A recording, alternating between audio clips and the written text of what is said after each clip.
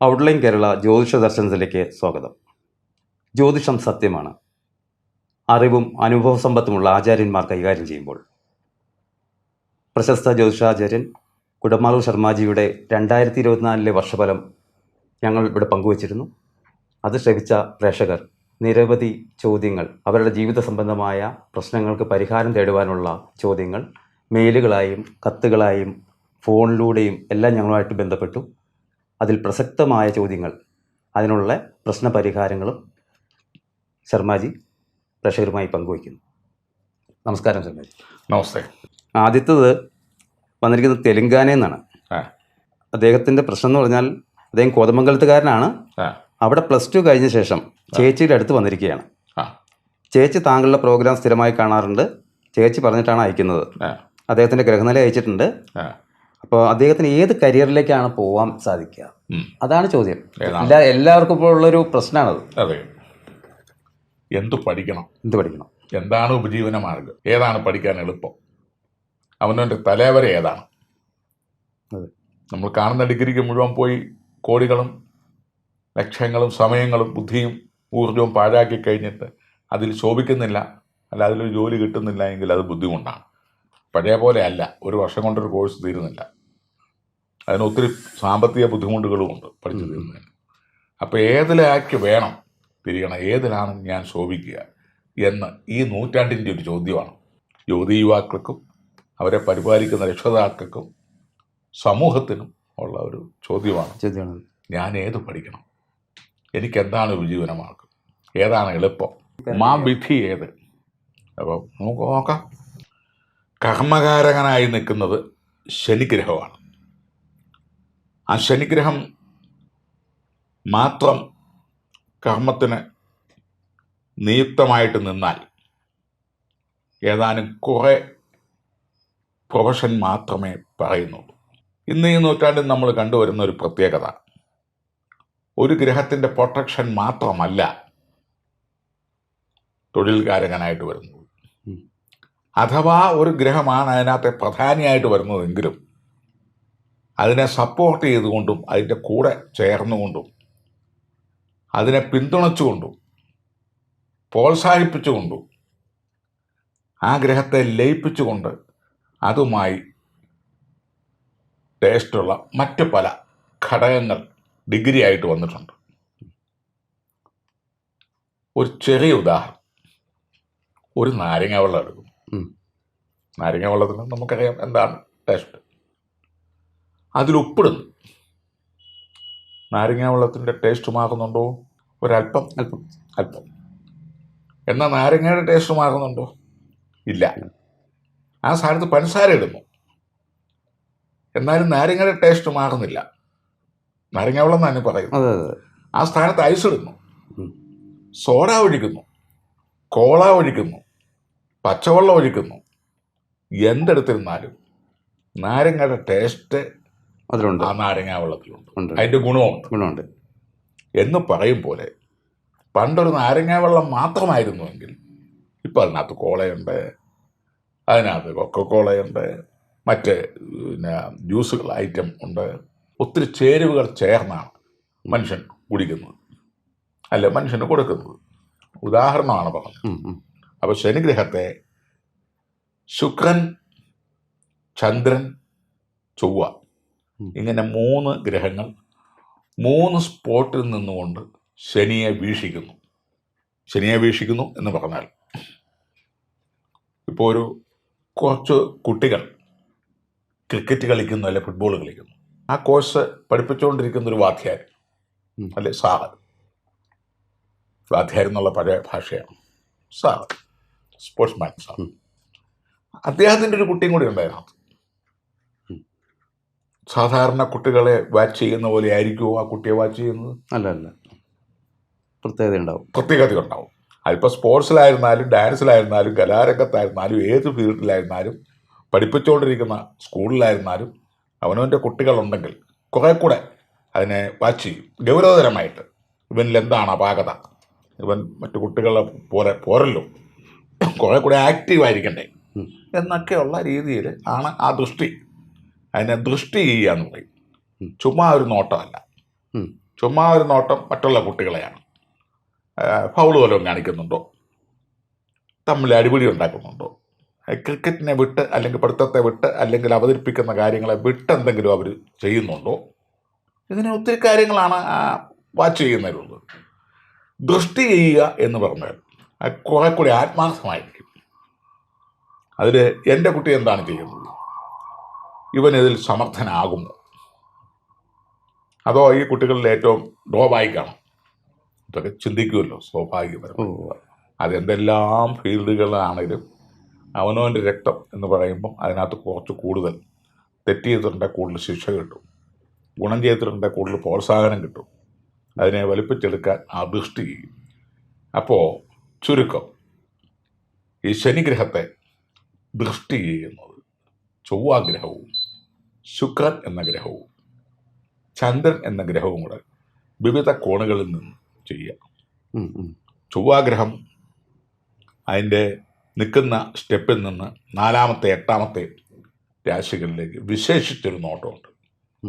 ആ വിശേഷിച്ചുള്ള ഒരു നോട്ടം, അതാണ് ഞാൻ ഒരു ഉദാഹരണം പറഞ്ഞത്. അവനവൻ്റെ കുട്ടി സ്പോർട്സിൽ പങ്കെടുക്കുന്നു, അവനവൻ്റെ കുട്ടി ക്ലാസ്സിൽ മറ്റു കുട്ടികളോടൊപ്പം ഇരിക്കുന്നു, അവനവൻ്റെ കുട്ടികൾ പാട്ട് പാടുന്നു, മറ്റുള്ള കുട്ടികളും പാട്ട് പാടുന്നുണ്ട്. എൻ്റെ കുട്ടിയുടെ സ്വരം എങ്ങനെ, ഇവന് ഭാവിയുണ്ടോ എന്ന് ദൃഷ്ടി ചെയ്യുക. വിശേഷ ദൃഷ്ടി. സാധാരണ കുട്ടികളെ ദൃഷ്ടി ചെയ്യുന്നു. അതുപോലെ തന്നെ ശനിഗ്രഹം 3, 10 എന്നീ രാശികളിലേക്ക് ദൃഷ്ടി ചെയ്യുന്നു. അപ്പോൾ ചൊവ്വാഗ്രഹം 4, 8, 3, 10 രാശികളിലേക്ക് ശനിയും ദൃഷ്ടി ചെയ്യും. ചന്ദ്രഗ്രഹമാകട്ടെ അതിൻ്റെ 7-ാമത്തെ രാശി ദൃഷ്ടി ചെയ്യും. ഈ 7-ാമത് ദൃഷ്ടി ചെയ്യുന്നതും ശനിയെയാണ്. ചൊവ്വാഗ്രഹം 4-ാമത്തെ 8-ാമത്തെ രാശിയിലേക്ക് നോക്കുന്നതും ശനിയെയാണ്. അതുപോലെ തന്നെ ശനിഗ്രഹം 3-ാമത്തെയോ 10-ാമത്തെയോ രാശിയിലേക്ക് നോക്കുന്നതും ഈ ശനിഗ്രഹത്തെയാണ്. അപ്പോൾ ചൊവ്വാഗ്രഹവും ശുക്രൻ അതുപോലെ തന്നെ 7-ാമത്തെ രാശിയിലേക്കും വിശിഷ്യ 9-ാമത്തെ രാശിയിലേക്കും ഒരു പവറുണ്ട്. അപ്പോൾ ഈ 3 ഗ്രഹങ്ങളും ശനിഗ്രഹത്തിലേക്ക് ദൃഷ്ടി ചെയ്യുമ്പോൾ ആ ശനിഗ്രഹത്തിനൊരു പ്രത്യേക പദവിയുണ്ട്. ആ പ്രത്യേക പദവിയിൽ നിന്ന് ഉടലെടുക്കുന്നത് ഒരു സ്വഭാവമുണ്ട്. അപ്പോൾ അതിൻ്റെ ഉദാഹരണമാണ് നാരങ്ങാ വെള്ളത്തിൽ ഉപ്പ്, നാരങ്ങാ വെള്ളത്തിൽ പഞ്ചാര, നാരങ്ങാ വെള്ളത്തിൽ കോള, നാരങ്ങാ വെള്ളത്തിൽ കരിക്ക്, നാരങ്ങാ വെള്ളത്തിൽ പഞ്ചസാര. എന്തായിരുന്നാലും നാരങ്ങയുടെ ഒരു ടേസ്റ്റ് ഉണ്ടെങ്കിലും അതിനെ ഒന്നും കൂടി മാറ്റി കൂട്ടുകയാണ് ചെയ്യുന്നത്, അല്ല മാറ്റി കുറയുന്നില്ല. അതിന് വേറൊരു തലത്തിലേക്ക്, അത് ആ തലം നമുക്ക് മനുഷ്യന് കൂടുതൽ ആവശ്യമായിട്ടും ജനോപകാരപ്രദമായിട്ടും ലോകത്തിന് അതാത് ടേസ്റ്റ് വേണം. 100 കൊല്ലം അല്ല 200 കൊല്ലം മുമ്പ് വെറും ഒരു നാരങ്ങ വെള്ളം കുടിച്ചുകൊണ്ടിരുന്നത് തിന്ന് മനുഷ്യൻ രുചിയിൽ വ്യത്യാസം കണ്ടു തുടങ്ങി. അവന് സോഡ വേണം, അവന് മറ്റു വല്ല കോളായ ചേർത്ത് വേണം കഴിക്കാൻ. വിവിധ ആവശ്യങ്ങളിലേക്കും സുഖസൗകര്യങ്ങളിലേക്കും അവന് ഒരു നേരത്തെ വിശപ്പ് വേണമെങ്കിൽ ഈ നാരങ്ങ വെള്ളം കൊണ്ട് തീർക്കണം. അപ്പോൾ അതിനകത്ത് എന്തെല്ലാം ചേർക്കാം, വൈറ്റമിൻസ്. അങ്ങനെയും കൂടി ഒരു ഉപകാരപ്രദമാവത്തക്ക രീതിയിൽ ആക്കിയെടുക്കുന്ന പോലെ വിദ്യാഭ്യാസത്തിലും ജോലിയിലും അവൻ്റെ വേഷഭൂഷണാദികളിലും അവൻ്റെ വാഹനങ്ങളിലും, എന്തിന് നമ്മളൊക്കെ ഉപയോഗിക്കുന്ന മൊബൈല്, ഈ മൊബൈലിന് പണ്ടത്തെ അവസ്ഥ എന്താണ്? ഒരു ചെറിയൊരു കഷ്ണം ഒന്ന് ഓൺ ചെയ്യാം, ഓഫ് ചെയ്യാം, വിളിക്കാം. ഇന്നതാണ് ദൃശ്യങ്ങൾ പകർത്താം, പാട്ടുകൾ പകർത്താം, ഒത്തിരി കാര്യങ്ങൾ വാർത്താവിനിമയങ്ങൾ ചെയ്യാം. വീണ്ടും വീണ്ടും ഇങ്ങനെ ഡെവലപ്പായി വന്നുകൊണ്ടിരിക്കുകയാണ്. സംഭവം മൊബൈൽ തന്നെയാണ്. ഇപ്പം അതിൽ നിന്ന് വേണമെങ്കിൽ അന്യ രാജ്യത്തെ, നമ്മളിപ്പം അമേരിക്കയിൽ വീടുണ്ട്, അവിടുത്തെ കാര്യങ്ങൾ പകർത്തി ഇങ്ങോട്ട് എടുക്കണം എന്നുണ്ടെങ്കിൽ നമുക്കെടുക്കാം. പണ്ടത്തെ മൊബൈലിൽ അത് പറ്റൂല, പെട്ടെന്നാണ് കാര്യങ്ങൾ വരുന്നത്. അതുപോലെ എല്ലാ ഫീൽഡിലും ഈ ജ്യോതിഷപരമായ കാര്യങ്ങളിലൊക്കെ മാറ്റങ്ങൾ വന്നു. അപ്പോൾ ഇങ്ങനെ ശനിഗ്രഹത്തെ ശുക്രനും ചന്ദ്രനും ചൊവ്വയും വ്യാഴമൊക്കെ വീക്ഷിക്കുന്നത് കൊണ്ട്, ഇവ മൂന്നും കൂടെ ഇങ്ങനെ വീക്ഷിക്കുന്നത് കൊണ്ട് ആ ശനിയിൽ നിന്നും ഉരുത്തിരിഞ്ഞു വരുന്ന വിദ്യാഭ്യാസം കെമിക്കലാണ്, കെമിക്കലുമായിട്ട് ബന്ധപ്പെടുന്ന, അതായത് രാസക്കൂട്ടുകൾ, പെട്രോളിയം, അതുപോലെ തന്നെ അലൂമിനിയം, പിന്നെ ഡീസല്, ഗ്യാസ്, ഇതൊക്കെ കെമിക്കലിൽ പെടുന്നതാണ്. 10, 200, 500 കൊല്ലം മുമ്പ് ഇവയുടെ പ്രയോജനം എന്താണ്? ഒന്നുമില്ല, കണ്ടുപിടിക്കപ്പെട്ടിട്ടില്ല, അതിൻ്റെ ആവശ്യമില്ല. ഇപ്പോൾ വണ്ടി ഉരുളണമെങ്കിൽ ഇതെല്ലാം വേണം. പെട്രോൾ വേണം, ഡീസൽ വേണം, ഗ്യാസ് വേണം. പഴയ കാലത്ത് വിറക് കത്തിച്ച് പാചകം ചെയ്യുന്നു.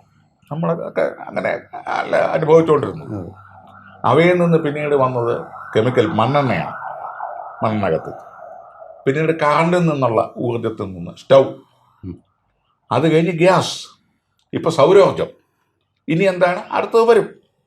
അപ്പോൾ ഇതിനനുസരിച്ച് മനുഷ്യൻ്റെ ഉപകാരവും സൗകര്യങ്ങളും സ്പീഡും ഒക്കെ അനുസരിച്ച് ഇപ്പോൾ ഒരു ട്രെയിനിൽ പോകുന്നു, ആ ട്രെയിനെ കൊണ്ട് നടക്കാവുന്ന അടുപ്പ്, ഒരു ഫ്ലാറ്റ് താമസിക്കുന്നു, അവിടെ വെച്ച് പാർക്ക് ചെയ്യാവുന്ന സ്റ്റൗവ്, അതിന് പറ്റിയ ഒരു സോഡയുടെ വലിപ്പത്തിലുള്ള ഒരു ഗ്യാസ് സിലിണ്ടർ, അത് മതി. കാരണം ഒരാഴ്ചത്തേക്കുള്ള കാപ്പി തിളപ്പിച്ചാൽ മതി. നമുക്ക് വിറകും ഒന്നും ചുമന്നുകൊണ്ട് പോകേണ്ട കാര്യങ്ങളൊന്നുമില്ല, ദേവണ്ണത്തിന് പോകുന്ന പോലെ. അപ്പോൾ അതുപോലെയുള്ള ക്യാപ്സൂൾ പരുവത്തിൽ എല്ലാം സംവിധാനങ്ങളായി. ഇനിയിപ്പോൾ ടോർച്ച് പോലും സൗരോർജ്ജം കൊണ്ടാണ്. നാളെ നിന്ന് വണ്ടികളൊക്കെ ഓടുന്ന സൗരോർജ്ജം വരായി. പെട്രോളിൻ്റെ തീർന്നു, ഡീസലിൻ്റെ തീർന്നു, ഗ്യാസ് തീർന്നു, ഇങ്ങനെ ഓരോന്ന് തീർന്നു, അല്ലെങ്കിൽ തീർത്തുകൊണ്ടിരിക്കുന്നു.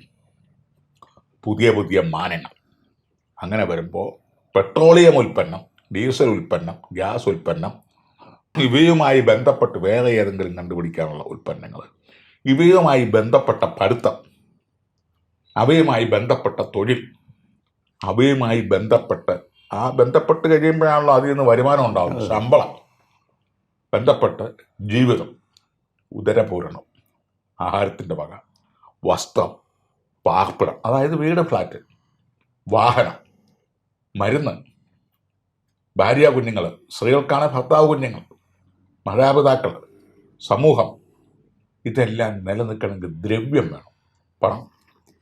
ഇപ്പോൾ ഒന്ന് ചുമച്ചു, അതിന് മരുന്ന് കഴിക്കണം, പണം വേണം. ആ പണത്തിന് നമ്മൾ വർക്ക് ചെയ്യണം.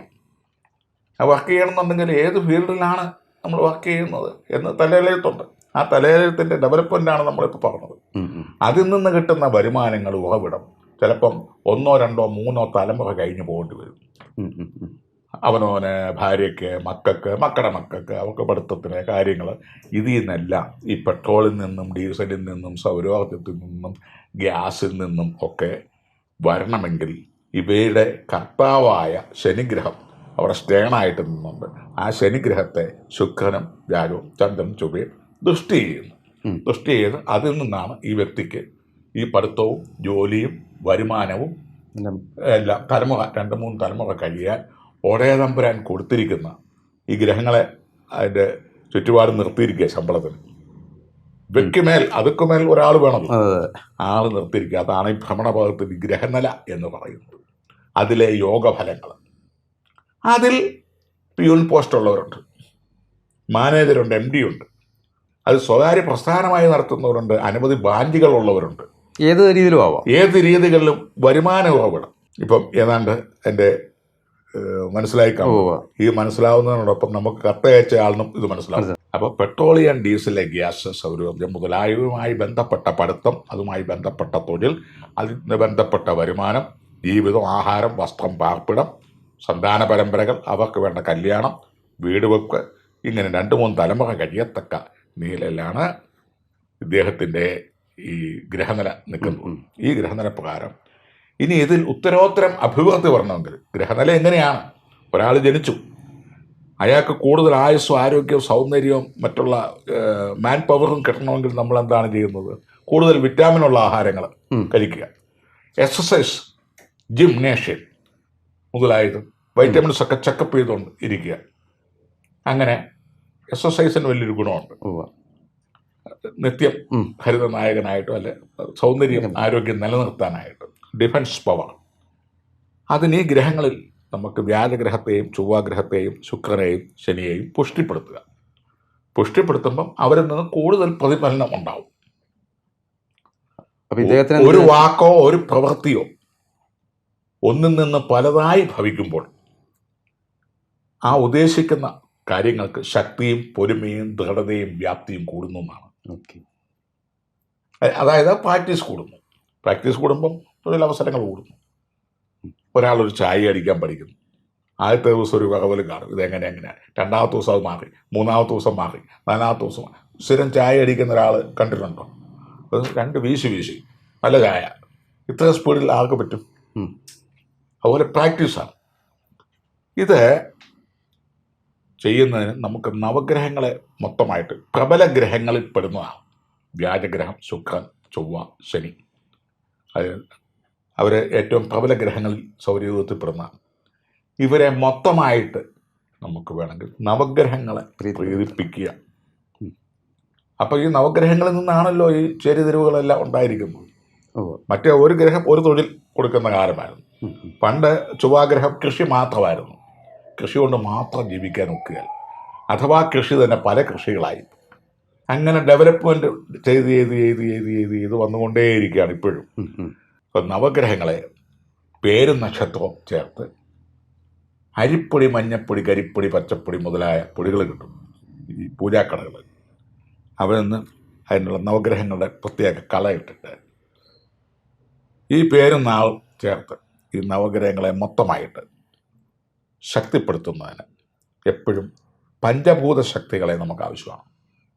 എന്താണ് പഞ്ചഭൂതം? അതിനാണ് നമ്മുടെ പ്രപഞ്ചം നിലനിൽക്കുന്നത്. വെള്ളമില്ലാതെ, വെള്ളമാണല്ലോ ജീവൻ്റെ ഉറപ്പ്. ഭൂമിയിൽ നിന്നോട് ജീവിക്കണം, ഭൂമി വേണ്ടേ? ആകാശം, വെട്ടം, ഊർജം, ഈ പഞ്ചതത്വങ്ങൾ, അതായത് വെള്ളം, ഈ ഭൂമിയിലെ വെള്ളത്തിന് പ്രതീകമായ ഇപ്പോൾ ക്ഷേത്രങ്ങളിലൊക്കെ ചെന്നാൽ അവിടുത്തെ പോറ്റി ഒരു കിണ്ടിയിലോ ശങ്കിലോ വെള്ളം ഇങ്ങനെ തരുന്നു, കളിക്കുന്ന കാണാൻ. ആ വെള്ളം മേടിച്ച് നമ്മൾ കുടിക്കും. എന്താണ് ഇതിൻ്റെ പിന്നിലേ എന്ന് ചിന്തിച്ചിട്ടില്ല. വെള്ളം തരുന്നു, നമ്മൾ മേടിച്ച് കഴിക്കുന്നു, അത്രയേ ഉള്ളൂ. എല്ലാവരും കഴിക്കുന്നു, കുറച്ച് തലയിലേക്ക് ഒഴിക്കുന്നു. ഇത്രയേ ഉള്ളൂ. ഈ ഭൂമിയിലെ ജലത്തിൻ്റെ പ്രതീകം അവിടെ ഇരിക്കുന്ന ഈശ്വരന് കൊടുത്തിട്ട് അതിൻ്റെ ഒരു പ്രതീകമാണ്, നമുക്ക് ഒരു അംശമാണ് തീർത്ഥമായിട്ട് തരുന്നത്. തുടർന്ന് തന്നെ ഒരു ഇലയിൽ ചന്ദനം തരുന്നു. അത് ഭൂമിയുടെ പ്രതീകമായിട്ടാണ് കളഭം, ചന്ദനം. അതിൻ്റെ കൂടെ 2-3 പുഷ്പമൊക്കെ കാണും. അത് ഈ ആകാശത്തിൻ്റെ പ്രതീകമാണ്. അതോടുകൂടി അകത്തുനിന്ന് കത്തിച്ച ധൂപവും ദീപവും ഒഴിഞ്ഞ് ശബരിമലയൊക്കെ നടന്നു കാണാമല്ല, ദീപം സൂര്യൻ്റെ പ്രതീകം അല്ല ദീപത്തിൻ്റെ പ്രതീകമാണ് തരുന്നത്. ഇതൊക്കെ പഞ്ചഭൂതത്തിൻ്റെ കണ്ടൻസറാണ്. അതുപോലെ സാമ്പ്രാണി, അഷ്ടഗന്ധം വയ്ക്കുന്നത്. ഇത് ചെയ്യുമ്പോൾ ഈ ക്ഷേത്രത്തിനകത്തും അല്ലെ പൂജാരിമാരും ഒക്കെ പ്രത്യേകിച്ച് ഈ വിരലുകളിൽ നശിക്കുന്ന കണ്ടിട്ടുണ്ടല്ലോ, താന്ത്രികപരമായിട്ട്. ഈ താന്ത്രികം എന്ന് പറയുന്നത് ഈ പഞ്ചഭൂതങ്ങളെ ആ ദേവനിലേക്ക് അർപ്പിക്കുകയാണ്. അതിന് ഓരോ ചിഹ്നമുണ്ട്. ചിഹ്നത്തിന് ഉദാഹരണത്തിന് ഈ മോതിരവിരലും പെരുവിരലും കൂടെ ചേർത്ത് വം അപാത്മന ജലം കൽപ്പിയാമി എന്നാണ് പറയുന്നത്. ഏത് ദേവനെയാണേലും ഇങ്ങനെയാണ് കാണിക്കുന്നത്. പ്രത്യേകിച്ച് ക്ഷേത്രങ്ങളിലൊക്കെ പോകുമ്പം അവർ കുറച്ച് ധൃതിയിൽ ഇങ്ങനെ കാണിക്കുന്നു. അത് പ്രാക്ടീസ് കൊണ്ടാണ്. ധൃതിയില്ലാത്തവർ എല്ലാവർക്കും മനസ്സിലാവണമെങ്കിൽ, എന്താണ് എന്ന് മനസ്സിലാവണമെങ്കിൽ ഈ ജലത്തിനെ അണിവരലുകൊണ്ടും പെരുവരലും കൂടെ യോജിപ്പിച്ച് ദേവൻ്റെ വായിൽ, അതായത് ജിഹ്വയിൽ സമർപ്പിക്കുകയാണ്. ഭഗവാനെ അല്ലെ ദേവി അല്ലെ ദൈവമേ, ഈ പ്രപഞ്ചത്തിലെ ജലാംശം പൂജിച്ച് അവിടത്തേക്ക് അർപ്പിക്കുകയാണ്. നിങ്ങൾ തന്നതാണല്ലോ ഇതിൻ്റെ ഓഹരി, ഇത് പവിത്രമായിട്ട് അങ്ങോട്ട് തരികയാണ്. അതിനെ വം അപാത്മന ജലം കൽപ്പയാമി, ജലം എന്ന് വെച്ചാൽ വെള്ളം, വാട്ടർ, കൽപ്പയാമി കൽപ്പിച്ചു തരുന്നു, അപാത്മന ഈ ഭൂമിയിലെ പ്രതീകമായിട്ട് തരുന്നു. അത് സാംസ്കൃത് വേർഡാണെന്നുള്ളതേ ഉള്ളൂ. അത് ഇംഗ്ലീഷിലാക്കാം, മലയാളത്തിലാക്കാം, ഹിന്ദിയിലാക്കാം, ഉറുദുവിലാക്കാം. ലക്ഷ്യം ഇത് തന്നെ. അടുത്തത് കാണിക്കുന്നത് ലം പ്രതിപാത്മന ഗന്ധം കൽപ്പന. അതായത് ഈ ചന്ദനം അങ്ങോട്ട് അർപ്പിക്കുന്നത് ഗന്ധം, വാസനയ്ക്ക്, ഭൂമിയുടെ പ്രതീകമായിട്ടാണ്. ഇങ്ങനെ അങ്ങ് നശിച്ച് കാണിച്ചു കൊടുക്കും വിരലല്ല. പിന്നെ ഈ വിരലിനൊക്കെ എന്താ പ്രത്യേകത എന്ന് വെച്ചാൽ അടുത്ത എപ്പിസോഡുകൾ പറയാം. ഓരോ വിരലുകൾക്കും ബ്രെയിനിൽ നിന്ന് വരുന്ന ഞരമ്പുകളുടെ സമാഹാരമായി വിരലുകൾ. അത് ഇപ്പോൾ പല ചികിത്സാ രീതികളും വിരലുകൾ അക്യുപഞ്ചർ പ്രത്യേകം വരുന്നുണ്ടല്ലോ. ഇതെല്ലാം ബ്രെയിനിലേക്കാണ് ചെല്ലുന്നത്. സമുദ്രത്തിൽ നിന്ന് തോടുകളും ആടുകളും ഒക്കെ വരുന്ന പോലെ ഈ വിരലുകളുടെ അഗ്രങ്ങളിലേക്ക് പ്രത്യേകിച്ചും ഹിപ്നോട്ടൈസ് പോലുള്ള കാര്യങ്ങൾ ചെയ്യുമ്പോഴത്തേനും അണിവരലെ ടച്ച് ചെയ്തുകൊണ്ടാണ് ഓർഡർ കൊടുക്കുന്നത്, ആജ്ഞാപിക്കുന്നത്. നിങ്ങൾ ഗാഠമായി ഉറങ്ങൂ എന്നുള്ള സജഷൻ കൊടുക്കുന്ന ഈ വിരൽ ടച്ച് ചെയ്തുകൊണ്ടാണ്. അതിൻ്റെ ബാലപാഠം പ്രാക്ടീസ് ആയവർക്ക് അതൊന്നും ആവശ്യമില്ല, ചൂണ്ടി ഉറക്കുന്നവരുണ്ട്. എന്താട്ടെ, അപ്പോൾ വം അപാത്മന ജലം, ലം പൃഥിവിയാത്മന, പൃഥിവി എന്ന് പറഞ്ഞാൽ ഭൂമിയുടെ അംശം, ചന്ദനം അങ്ങേക്ക് തന്നിരിക്കുന്നു. ഹം ആകാശാത്മന, ആകാശത്തിൻ്റെ പ്രതീകമാണ്. ഈ കഥകളെയൊക്കെ കണ്ടിരിക്കുന്നവർ കാണാം, ഇങ്ങനെയുള്ള മുദ്രകളെ കാണുന്നില്ലേ, ആകാശത്തെ പ്രപഞ്ചത്തെ കാണിക്കുകയാണ് ഈ വിരൽ, ബ്രഹ്മാണ്ടം. പുഷ്പം കൽപ്പിയാമി, പുഷ്പം വളർത്തി പൂജിക്കുന്നില്ലേ, അത് ആകാശത്തിൻ്റെ പ്രതീകമാണ്. നമ്മളുണ്ടാക്കിയതല്ല പുഷ്പം, ഇത് ദൈവം പുഷ്പം ഉണ്ടാവുന്നത്, അത് അങ്ങേക്ക് അർപ്പിക്കുന്നു. എം വായുവാൽപ്പന, ഓക്സിജൻ, ധൂപം അദ്ദേഹത്തിന് നാഭിയിൽ കൊടുക്കുന്നു. ഇവിടെ നിന്നാണ് വായു ഉണ്ടാവുന്നത്. പത്മനാഭന്റെ നാഭിയിൽ നിന്ന് താമര വിടരുന്നു. ഓക്സിജൻ ആണ് ഈ കാണിക്കുന്നത്. രം അഗ്നിയാൽപ്പന, ദീപം, അഗ്നിയും വെട്ടവും ഊർജവും ഈ വിരലിൽ കൊടുക്കും. ഠം അമൃതാത്മന, നേദ്യം, സാപ്പാട് വേണ്ടേ, അത് ഈ വിരലിൽ അമൃതം കൊടുക്കും. പിന്നെ കാണിക്കുന്നത് ദേവന് കൊടുക്കുന്ന ആഹാരത്തെ അമൃത് കുഴച്ച്, അമൃതം എന്ന് വെച്ചാൽ പ്യൂരിഫൈഡ് ചെയ്യുകയാണ്. പ്യൂരിഫൈഡ് ചെയ്തിട്ട് അതിനകത്ത് ദോഷവശങ്ങളെല്ലാം മാറ്റി അമൃതമുദ്ര കാണിക്കും. ഇതാണ് അമൃതമുദ്ര. എന്നിട്ടത് കറക്കി ഇങ്ങനെ കാണിക്കും. അപ്പോൾ ചുരുക്കത്തിൽ നമ്മൾ ക്ഷേത്രത്തിൽ ചെല്ലുമ്പോൾ തന്ത്രി ഇങ്ങനെ കാണിക്കും, ഇയാൾ എന്തോ കാണിക്കുന്നുണ്ട്. നമുക്ക് സ്പീഡിലായതുകൊണ്ട് നമുക്ക് ഒട്ടും മനസ്സിലാക്കാൻ പ്രയാസം. സ്പീഡിലല്ല, സ്ലോയിലാണെങ്കിലും ഇത് എന്താണ് ഈ തിരുമേനി കാണിക്കുന്നത് എന്നുള്ളത് വെളിയിൽ നിൽക്കുന്നത്, അല്ലെ കർമ്മം കാണിക്കുന്നത്. ഇത് ഹോമത്തിലാണെങ്കിലും ഒരു ക്ഷേത്രത്തിൽ ചെല്ലുമ്പോൾ അറിയാവുന്നവർ ചെയ്യുന്ന അഭിവാദ്യങ്ങളും ഇതെല്ലാം സയൻറ്റിഫിക്കലാണ്. മാനസപൂജകളുണ്ടായി ഒരു പ്രാഥമികമാണ്. അത് രേചകം, പൂരകം, കുംഭം, അതിനകത്തേക്ക് നമ്മുടെ ശരീരത്തിനകത്തേക്ക് ദൈവാംശം ലയിപ്പിക്കുകയാണ്. ലയിപ്പിച്ചുകൊണ്ട് അഹം ബ്രഹ്മാസ്മിയിലേക്ക് വരികയാണ്, നീ തന്നെ ദൈവം എന്നുള്ളത്. അത് ഒത്തിരി ഒത്തിരി പ്രാക്ടീസ് ചെയ്ത് വേണം കൊണ്ടുവരാൻ. അതുകൊണ്ട് ഒരു ദിവസം കൊണ്ട് ഞാൻ ദൈവമാകുന്നൊന്നും നോക്കത്തില്ല.